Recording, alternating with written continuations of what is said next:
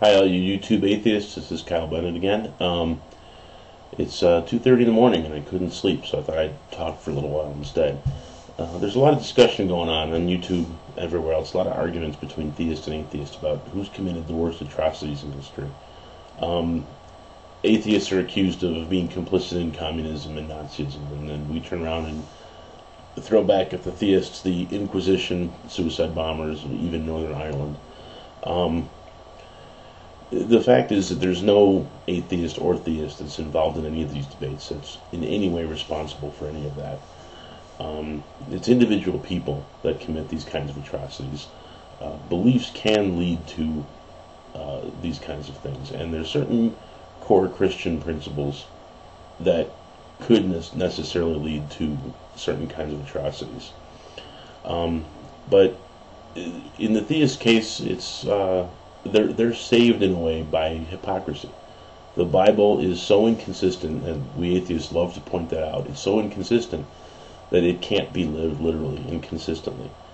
And so they have no choice but to live as hypocrites.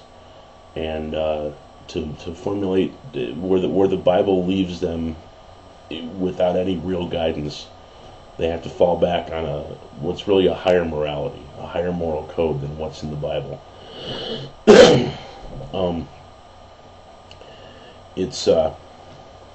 It's a moral code that evolved with us. It evolved within us as our bodies evolved, and it comes from the nature of who we are, how we have to live with each other in society, and it's that moral code that even informed what are some of the considerable good parts in the Bible.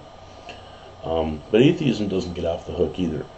As atheists love to point out, atheism is not a belief, it's a lack of belief. And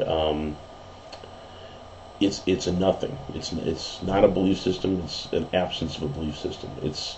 You could look at it as it's an empty, cleared space in which you could put a philosophy, but it's not a philosophy itself. It's kind of like a vacuum, and a vacuum will just suck anything up.